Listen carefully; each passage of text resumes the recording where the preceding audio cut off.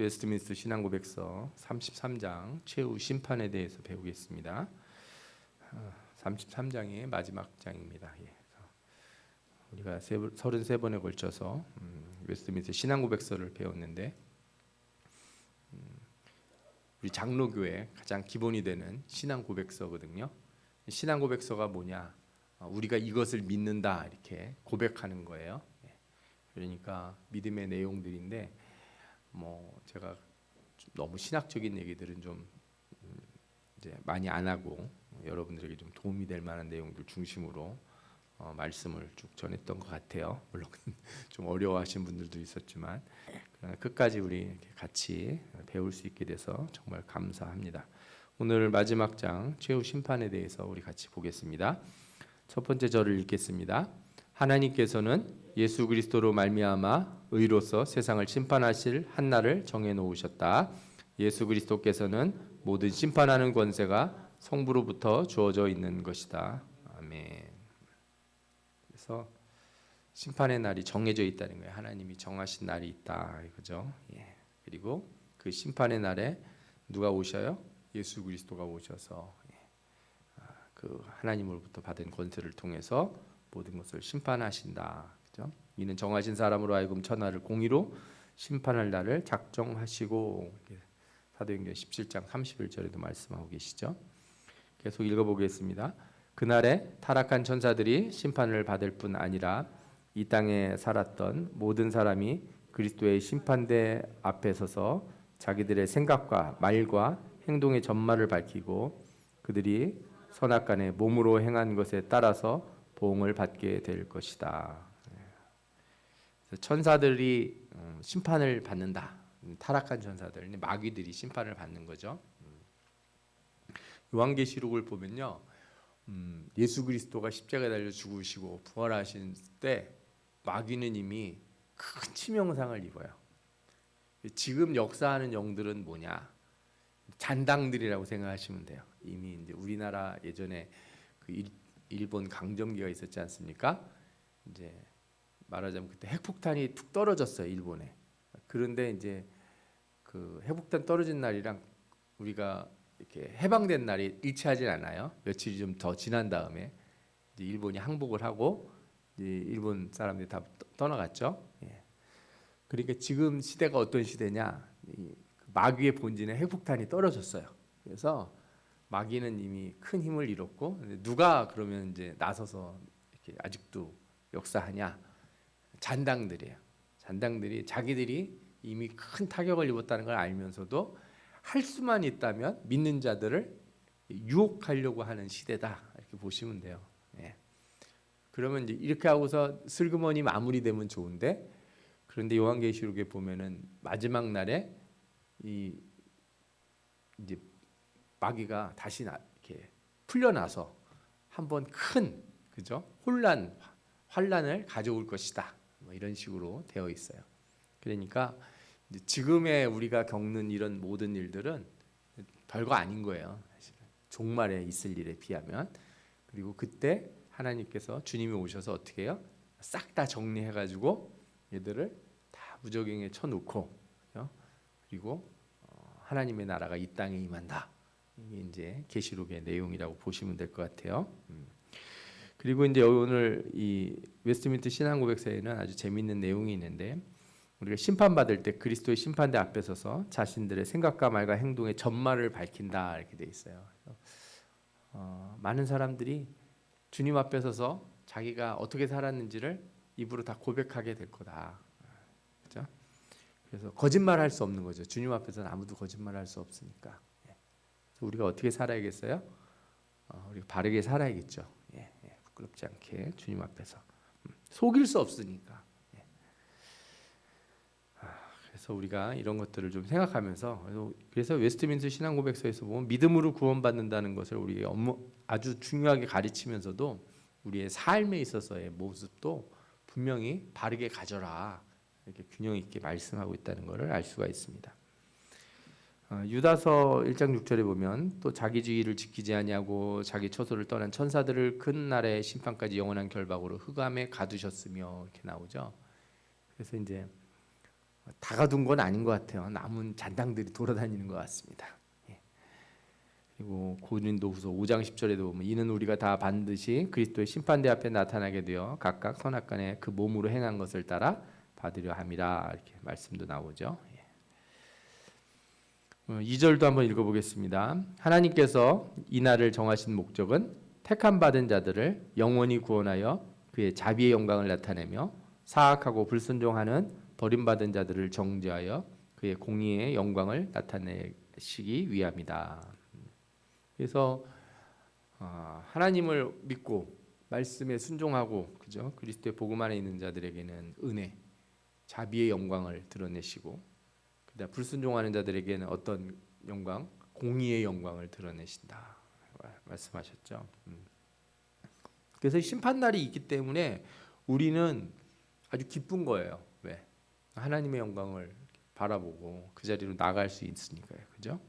마태복음 25장 21절에 보면은 착하고 충성된 종아 이렇게 하면서 칭찬하시는 날이 있지 않습니까? 우리가 주님 앞에 설 때 칭찬받는 날이 있다는 거죠. 또 반대로 불순종하는 자들은 뭐예요? 영원한 불에 들어가라 이렇게 저주를 받게 되는 거죠.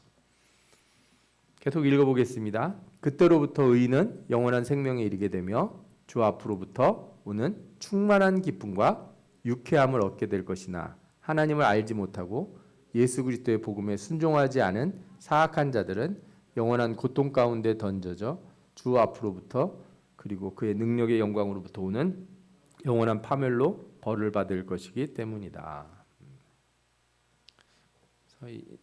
사실은 이제 이거를 우리가 복음을 증거할 때 꼭 전해야 되는 내용인데 이게 제일 무서운 얘기처럼 이제 얘기잖아요. 뭐 세상 사람들에게는 이런 말하는 걸 아주 싫어해요. 이런 말을 겁을 내는 거죠. 근데 괜히 겁을 준다고 생각을 하는 사람들이 있어요. 근데 실제가 아니라고 생각하면 겁을 낼 필요도 없겠죠. 그런데 모든 사람들에게 영혼이 있기 때문에 자신에게 영혼이 있다는 것을 본인이 느끼기 때문에 하나님 말씀, 이 복음을 들으면 이렇게 두려움이 오게 돼 있어요. 그 정상인 거예요, 정상. 복음의 말씀을 듣고도 두렵지 않고 아무런 느낌이 없다. 그 사람은 좀 뭐라 그럴까요? 정말 하나님에게로부터 멀어진 자가 아닐까 하는 생각이 들어요. 그러나 두려움을 느낀다는 것은 제가 보기엔 좋은 징조라고 생각해요. 말씀을 들었는데 그가 두려워한다. 이거는 좋은 징조라는 거죠. 영혼이 반응한다는 거니까. 바른 길을 찾아서 나오기만 한다면 하나님에게 큰 은혜와 축복을 받아 영광의 자리로 나아가게 될 줄 믿습니다. 아멘. 데살로니가후서 1장 7절에서 10절 보면 환난을 받는 너희에게는 우리와 함께 안식으로 갚으시는 것이 하나님의 공이시니 그랬어요. 그러니까 말세는 우리에게 사실은 그 심판의 자리는 위로의 자리고 평화의 자리고 그죠? 기쁨의 자리고 안식을 얻을 자리예요. 그러니까 이제 준비가 잘 된 사람에게 시험 보는 날은 기분 좋은 날인 거죠. 그렇죠? 준비가 안 된 사람은요 불안한 날인 거예요. 저도 어렸을 때 방학 이렇게 끝날 때 개학 때가 가까이 되면 저희 어렸을 때는 숙제를 왜 이렇게 많이 내주는지 몰라요. 뭐 일기도 써오고 그림도 그려야 되고 제가 좀 고백을 하자면 저는 붓글씨를 써오라고 그랬는데 이거를 잘 못해서 어머니한테 좀 부탁을 했어요. 원로 목사님이 이렇게 써주시고 그랬는데 혼 많이 났어요. 왜? 미리미리 얘기를 하지 고 개학날 가까이 와가지고 얘기를 하냐. 준비가 안 된 사람은 개학이 불안하겠죠. 노는 것도 사실 불안하다고요. 준비가 잘 된 사람들은 그죠? 떳떳하고 기분이 좋을 거 아니겠습니까? 보면 하나님을 모르는 자들과 우리 주 예수의 복음에 순종하지 않은 자들에게 형벌을 내리시리니 이런 자들은 주의 얼굴과 그의 힘의 영광을 떠나 영원한 멸망의 형벌을 받으리라 이렇게 말씀하지 않습니까? 그래서 이게 이제 믿는 자들은 사실은 말세를 기뻐하고 기다리고 소망해야 돼요. 주님 오시기를 소망하는 살아야 돼요. 빨리 오셨으면 좋겠다가 아우 막 지긋지긋해서 나는 그냥 빨리 천국에 갔으면 좋겠다 이런 뜻이 아니라 주님이 오실 때 뭐가 어떤 일이 일어나요? 모든 게 드러나고 공의가 이루어지고 그죠? 예. 자비가 온전하게 모든 하나님의 백성에게 전파되니까 그날을 우리가 기다리는 건 당연하다고 생각이 듭니다. 3절도 읽겠습니다. 시작. 장차 심판의 날이 있으리라는 것을 그리스도께서 우리에게 확신시키고자 하셨던 것은 모든 사람이 죄를 멀리하게 하고 경건한 사람들이 역경 가운데 있을 때 큰 위로를 받게 하시기 위함이었다. 심판의 날을 가르치신 이유가 뭐라고요? 우리가 그것을 통해서 죄를 멀리하고 또 위로를 받게 하기 위해서. 그러니까 고통 가운데 있는 사람들 이제 예전에 복음을 지키다가 감옥에 갇히고 핍박받는 사람들에게 주님 오실 날은 어떤 날이에요? 위로의 날이잖아요. 고난을 지금까지 참고 견뎠는데 사실 그래서 여러분들이 인생 사는 게 힘드시는 분들은 주님 오실 날이 뭐예요? 위로의 날이에요. 위로의 날. 예. 반대로 세상 사는 게 너무 편하고 행복하다 그러면 주님 오시는 거 좀 미뤘다 오시면 안 될까? 내가 이렇게 세상이 좋은데 뭐 이럴 수가 있잖아요. 참 우리는 뭐 그러진 않아야겠죠. 예. 그래서 여러 말씀들을 보면은 이거는 겁을 주려고 하는 게 아니고 우리로 하여금 우리 자신을 자꾸 지키고 그 다음에 뭐예요? 하나님의 말씀을 통해서 위로받게 하시기 위해서 하시는 거지. 어떤 사람들이 협박을 하냐 그랬는데 이거는 절대 그런 게 아니에요. 그건 그렇게 느끼는 것 자체가 이제 순종하지 않겠다는 생각이 마음속에 있기 때문에 그러는 거죠. 예. 데살로니가후서 이건 아까도 좀 읽어봤고요. 베드로후서 3장 11절에서 12절을 보면요, 이 모든 것이 이렇게 풀어지리니 너희가 어떠한 사람이 되어야 마땅하냐 거룩한 행실과 경건함으로 하나님의 날이 임하기를 바라보고 간절히 사모하라.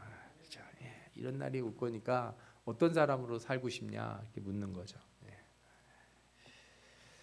계속 읽어보겠습니다. 마찬가지로 그는 그날을 사람들에게 감추어 두어서 사람들이 유혹적인 안전감을 떨쳐버리고 주께서 언제 오실지 그 시간을 알지 못함으로 항상 깨어 있도록 하시고 오시옵소서 주 예수여 속히 오시옵소서 아멘 하고 말할 수 있도록 항상 준비케 하셨다.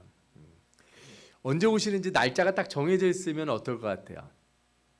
사람들이 잘 할까요? 글쎄요, 제 생각에는 사실은 하나님이 날짜를 가리켜줘도 그닥 안 달라질 것 같다는 생각도 들어요. 또 날짜 가까이 왔다고 괜히 뭐 입고 다니는 옷 다 벗어버리고 어디서 하얀 옷만 사가지고 하얀 옷은 우리가 안 사도 돼요.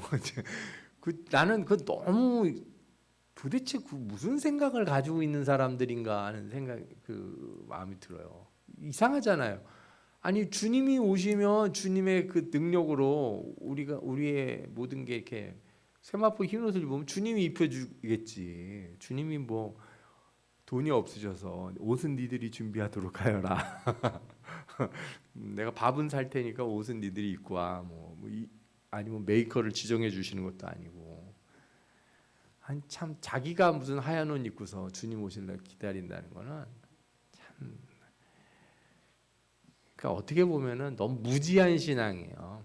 이 말세에 대한 이단들의 유혹에 이 잘못된 이 거짓 뭐라 그럴까요? 거짓된 거에 넘어가는 거는 하나님의 말씀에 대해서 너무 무지해서 그래요.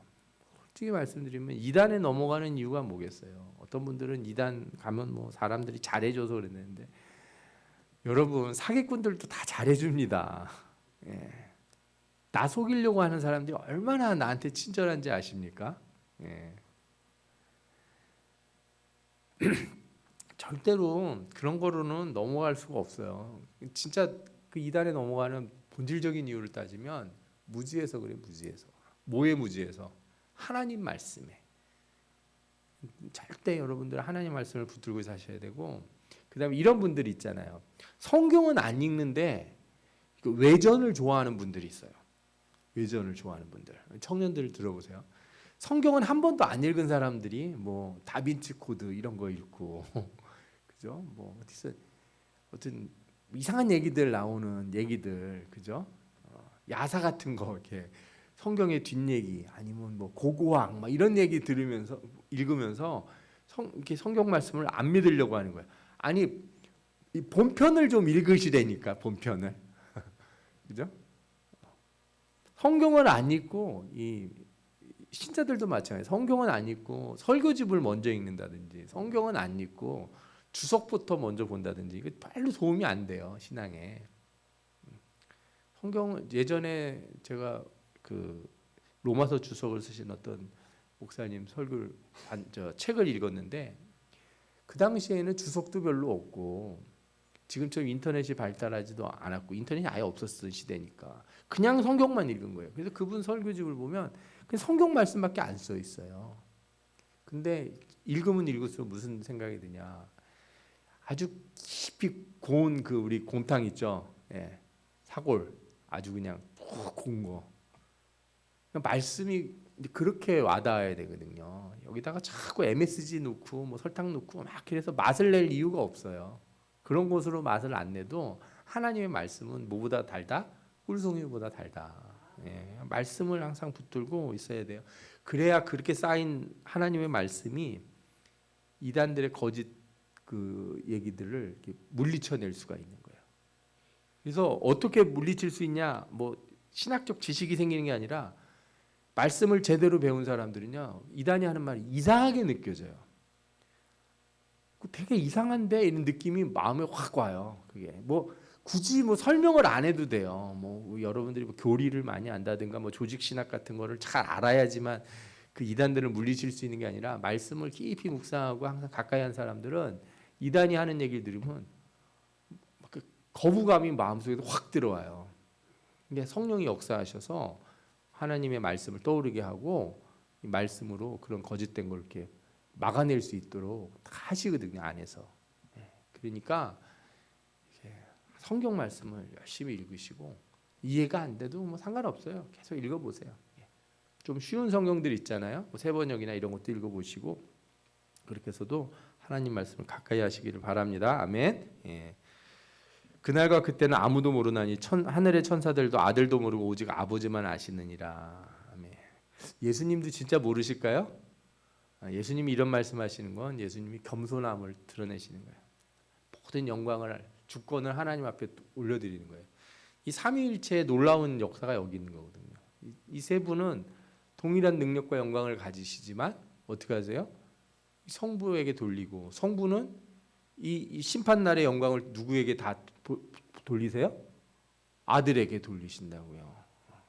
그리고 그의 영이 역사하셔서 그 아들이 영으로 나눠준 자들을 다 어떻게 하세요? 하나도 빼놓지 않고 다 주의 백성으로 삼아주시잖아요. 그러니까 이런 걸 보면서 예수님도 모르는 게 있네 뭐 이렇게 생각하실 필요는 없어요. 그러나 이렇게 말씀하신 데는 이유가 있는 거예요. 그 아는 게 중요하지 않다는 거예요. 날짜가 중요하지 않다. 그리고 우리가 읽었던 것처럼 깨어 있는 게 중요한 거죠. 깨어 있는 거, 그렇죠? 언제 오실지 모르니까 깨어 있다는 게 밤에 잠을 안 잔다는 게 아니라 우리의 생각이 이렇게 맑아져서 이 시대를 보고 자연 현상을 보면서도 깨어 있다는 게 주님 가까이 오실래 됐으니까 이제 오늘부터 내가 작전 기도하고 뭐 이런 의미가 아니라 어떤 거예요? 이 작은 것 하나에도 경각심을 갖고 내 신앙을 돌보는 거예요. 내 신앙을 바라보는 거죠. 무슨 지진 나는 얘기들 막 나고 전쟁 나는 얘기들 하면 드디어 주님 오실 때 가까이 왔다. 제가 그런 얘기들 너무 많이 들었어요. 시대마다 요즘만 있는 게 아니라니까요. 그래서 한때는 바코드 나올 때 다 뭐라 그랬어요? 그 666이라고 막 이런 소리 했어요. 그러면 뭐 QR 코드도 666인가요? 이제 그런 거 아니잖아요. 요즘 뭐 교회 홈페이지도 QR 코드 만들어 가지고 이렇게 사진 찍으면 다 가게 들어오고 만들고 그러는데, 그래서 뭐 옛날에 EU 유럽 연합이 이렇게 하나 될 때 EU가 적그리스도라고 하는 사람도 있었고요. 뭐 온갖 일들이 다 많았어요. 그런 거를 이렇게 성경에 있는 이것과 우리 삶에 일어나는 무엇을 이렇게 매칭시켜 가지고 그걸 이거다 이렇게 해석하려고 하는 순간 그때부터 조금 더 잘못 나가면 어디로 가는지 아십니까?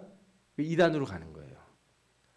그런 거 하라고 말씀을 주신 게 아니고, 그죠?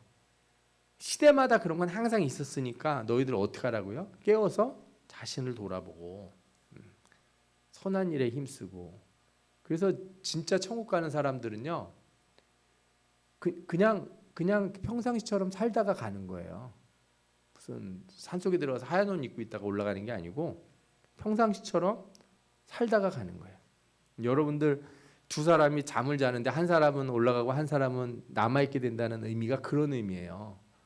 무슨 특별한 일을 하다가 천국에 가는 게 아니고 그냥 생활 가운데 살다가 주님 오시는 날을 맞이하는 거죠. 그러면 안 믿는 자들도 똑같은 거예요. 안 믿는 자들도 어떻게 하다가 마주쳐요? 그냥 살다가 이렇게 마주치는 거예요. 다.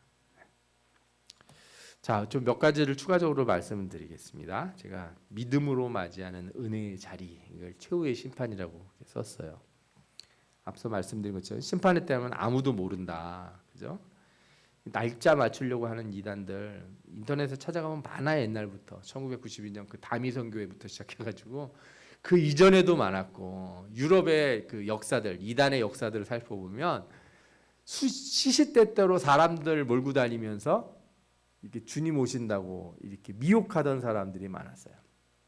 우리가 2000년 될 때 그때 한바탕 난리를 쳤잖아요. 그 뭐라고 불렀죠? 우리가 그 1999년에서 2000년 넘어가면서 밀레니엄 무슨 뭐가 생긴다고 난리를 쳤었잖아요. 근데 여러분 생각해 보십시오.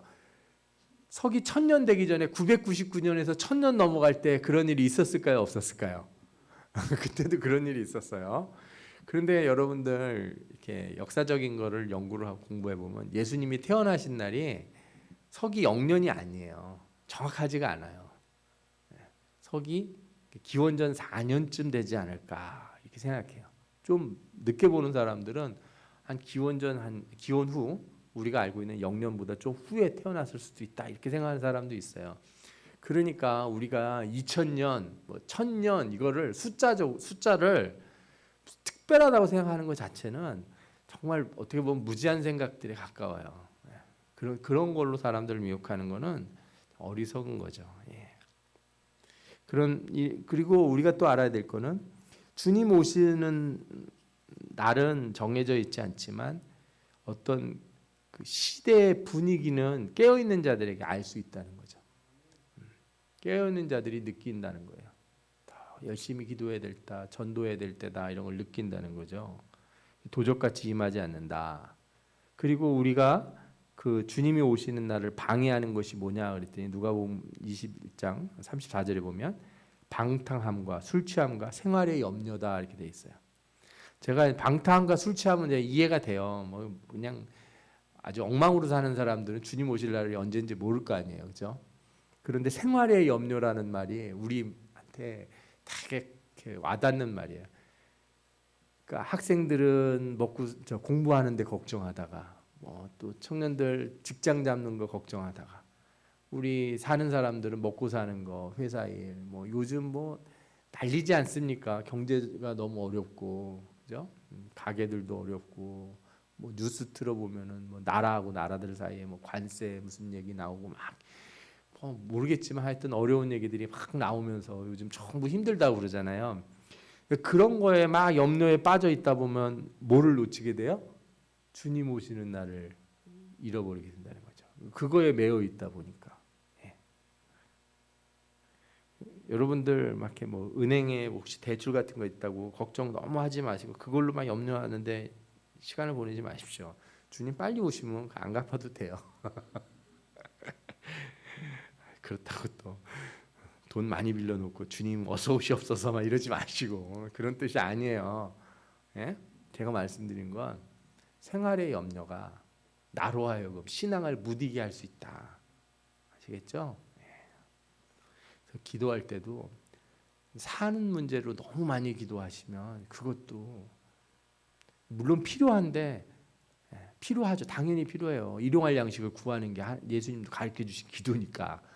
그렇지만 거기에만 매여 있으면 우리가 무뎌질 수 있다는 것을 아셔야 돼요. 예.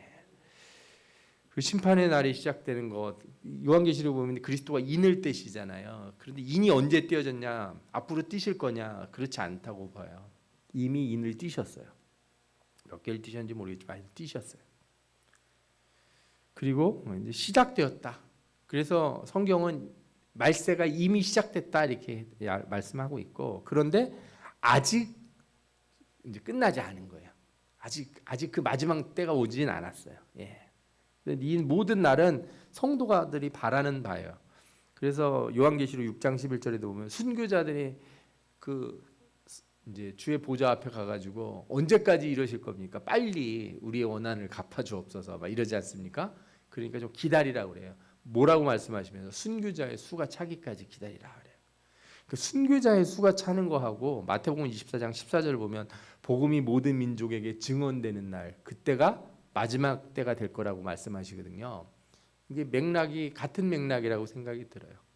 복음을 증거하고 그 복음을 증거하는 과정에 순교자들이 생기고 고난 당하는 자들이 있는 것, 그러면서도 복음이 끝까지 전달이 되면 그때서야 뭐가 돼요? 이제 주님이 오시는 날이다.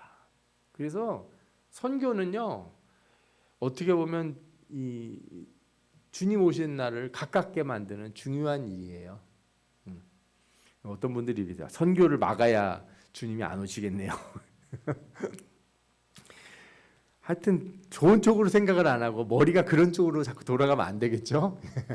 예, 주님 오시는 날을 이렇게 소망하는 자들이 하는 가장 최선의 행위가 뭐냐? 전도다. 주님 오시는 날을 빨리 오시기를 원하시는 분들은 가서 전도하시고 선교에 힘쓰시기 바랍니다. 아멘. 예. 그리고 이제 심판의 때가 되면 재난이 생긴다는데 요한계시록에 보면 재난이 크게 이제 세 가지가 나오잖아요. 뭐 인나팔 대접, 뭐 하늘에서 뭐 떨어지고, 뭐 땅에서 어떤 일이 생기고, 막 별의별 일이 생겨요. 그런데 성경이 재난을 크게 두 가지로 얘기를 해요. 하나는 뭐냐? 자연재해예요. 아까 말씀드린 것처럼 하늘에서 뭐 별이 떨어지고, 뭐 지진이 나고, 뭐 여러 가지 일들이 생기는 거. 그다음에 뭐 전염병 같은 게 돌고 이런 게 뭐예요? 다 이게 자연재해죠. 또 하나는 뭐에서 오냐? 말세의 고난은 사람들의 타락을 통해서 와요. 사람들이 매정하고 쌀쌀맞고, 그죠? 무뎌지고 부모에게 효도하지 않고 살인이나 이런 거짓말하는 거 두려워하잖아요. 저는 뉴스나 이런 거 보면 어떻게 인간으로서 저런 죄를 지을 수 있나 하는 사람들이 너무 많아요. 더 좀 당황스러운 거는 우리가 보는 그 영화나 드라마들을 보지 않습니까? 어떤 영화들은 이렇게 총으로 사람 죽이는 게 너무 쉽게 나오는 거예요. 그만큼 사람들이 어떻게 느끼냐면 살인이라는 거를 가볍게 느껴요. 오락으로 여긴다고요. 오락으로 사람 죽는 거를. 전쟁도 요즘은 카메라로 다 보니까 이렇게 날아가서 병사들 지나가는데 막 폭탄 떨어지는 게 뭐냐, 무슨 오락실 게임처럼 막 그 전쟁을 실제로 한다고요. 사람이 죽는데 그렇게 하고 있어요. 이게 진짜 말세의 가장 큰 우리가 겪는 고난이라고 할 수 있어요. 계시록에서 이제 인나팔 대접이 있는데 역사적으로 이거는 이미 시작됐고 종말에는 더 크고 강한 것이 나타날 것이다 이렇게 보고 있어요. 어떤 분들은 이게 순차적으로 나타난다 이렇게 생각하는데 너무 문자적인 해석인 것 같고, 과거에도 재난이 있었어요. 그죠? 과거에도 적그리스도 같은 사람들이 나타나기도 하고 과거에도 여러 가지 있었는데 종말이 되면 점점 강도가 세질 거라는 거예요. 점점 더 커져서 전 세계적인 그런 일들이 생길 것이다. 그러니까 예를 들어서 우리가 코로나 경험해 봤을 때 그때 많은 사람들이 이 신학자들이나 어떤 생각을 했는지 아십니까?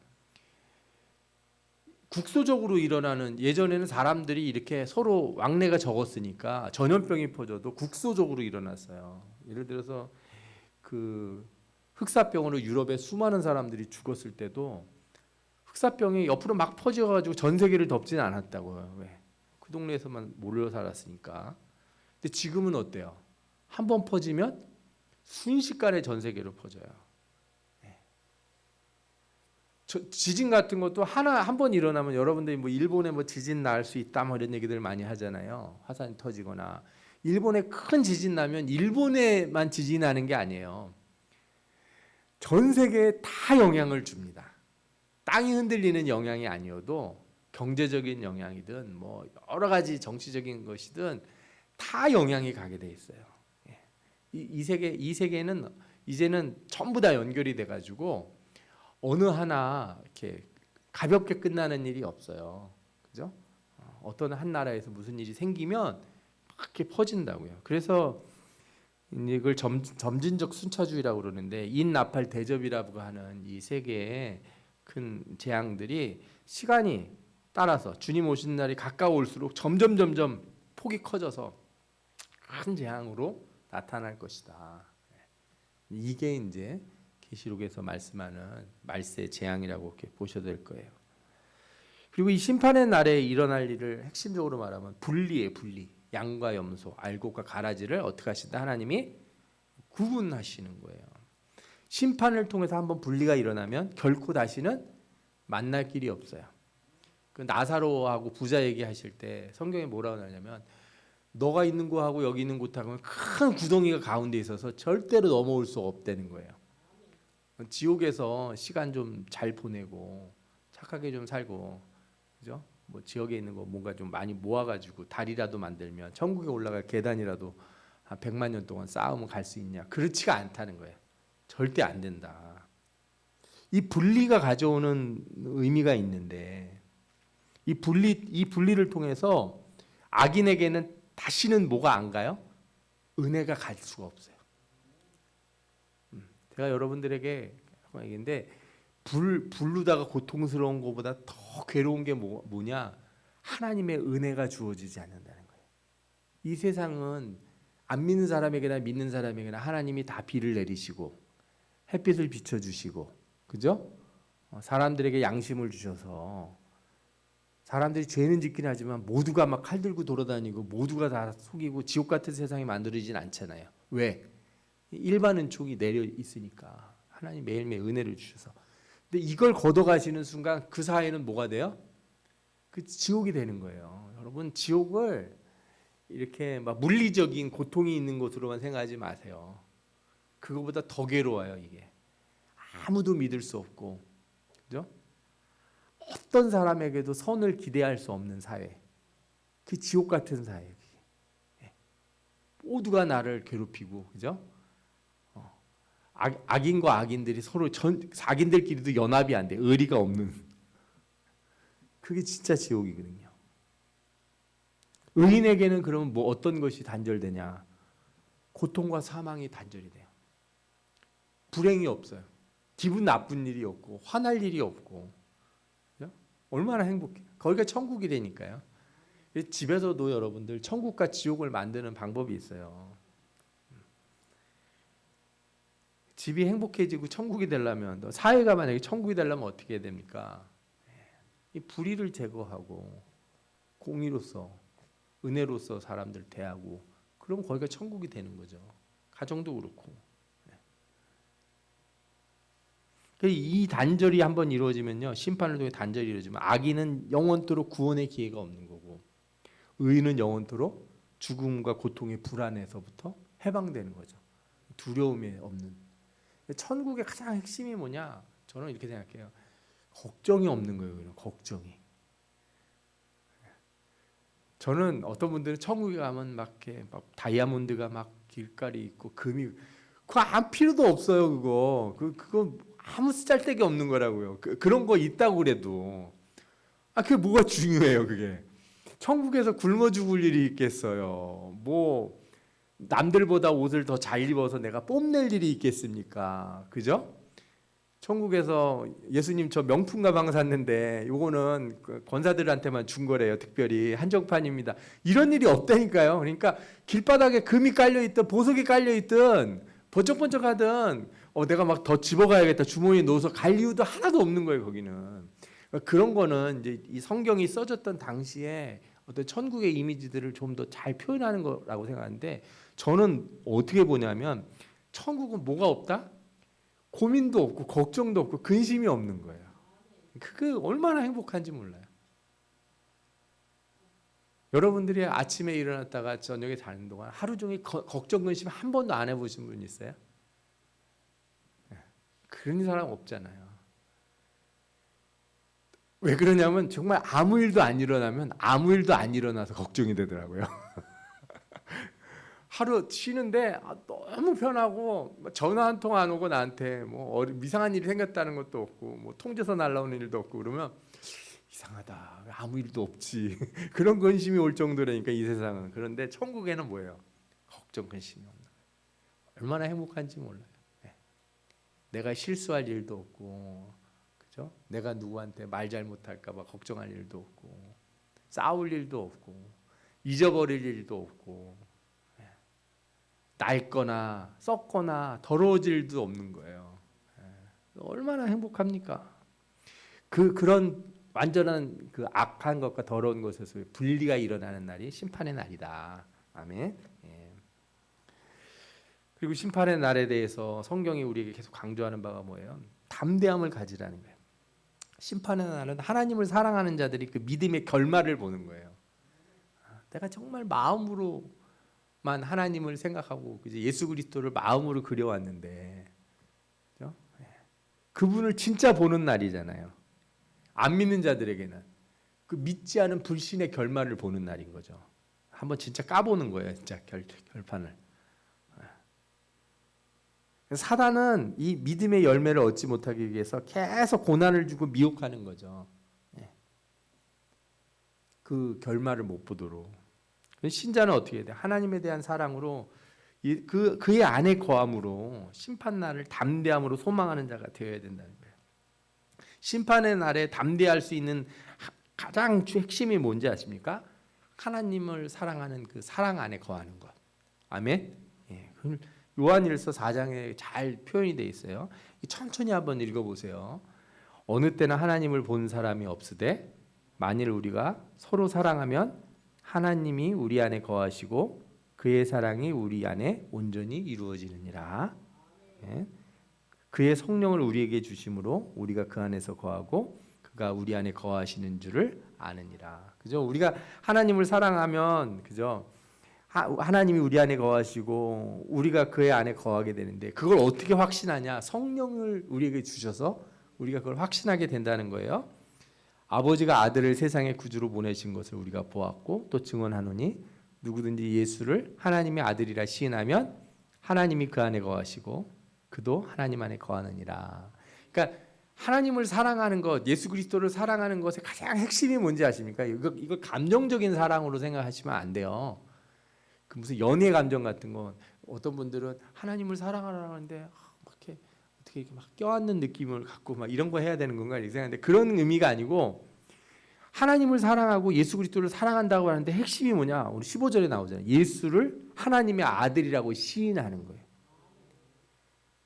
내가 예수 그리스도를 확실히 믿는 것, 그게 바로 하나님을 사랑하고 예수 그리스도를 사랑하는 거예요. 그걸 하면 하나님이 그의 안에 거하시고 그도 하나님 안에 거하느니라. 앞에서 보면은 그를 사랑하면 우리가 그 안에 거하고 하나님이 우리 안에 거하신다고 그랬잖아요. 그 사랑한다는 얘기를 다르게 표현한 게 뭐예요? 예수를 하나님의 아들이라 시인하는 거예요. 예수 믿는 거. 아멘. 예수 믿는다는 거 그렇게 중요한 거예요. 예수 믿는 거, 난 믿기는 하는데 주님을 사랑하는지 잘 모르겠습니다. 이런 소리는 하시면 안 돼요. 내가 예수 그리스도를 믿는다고 하는 그 말 자체가 뭐예요? 하나님을 사랑하는 거예요. 예. 믿는 자는 사랑하는 거고 사랑하는 자는 믿어야 되는 거예요. 아멘. 예. 그러면 하나님이 우리를 사랑하시는 사랑을 우리가 알고 믿었노니, 이제 두 가지를 합쳐서 얘기하고 있죠. 그죠? 예. 사랑을 우리가 알고 믿었노니 하나님은 사랑이시라. 사랑 안에 거하는 자는 하나님 안에 거하고 하나님도 그 안에 거하시느니라. 이로써 사랑이 우리에게 온전히 이루어진 것은, 같이 읽어보겠습니다. 17절 시작. 이로써 사랑이 우리에게 온전히 이루어진 것은 우리로 심판날에 담대함을 가지게 하려 함이니. 네. 주께서 그러하신 것 같이 우리도 이 세상에서 그러하니라.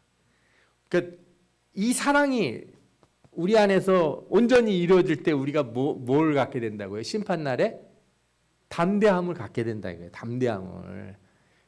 주님 오시는 날 담대함은 어디서 나오는 거냐? 내가 예수 그리스도를 주라 시인하고 그를 사랑하는 그 삶을 살 때 심판의 날에 우리가 뭐 할 수 있다고요? 담대할 수 있다. 그래서 18절에 이렇게 말씀하고 계세요. 사랑 안에 뭐가 없다? 두려움이 없고 온전한 사랑이 두려움을 내쫓는다. 이 말씀 무슨 뜻인지 이해가 되시죠 이제? 이 두려움이라는 말이 무슨 두려움인지.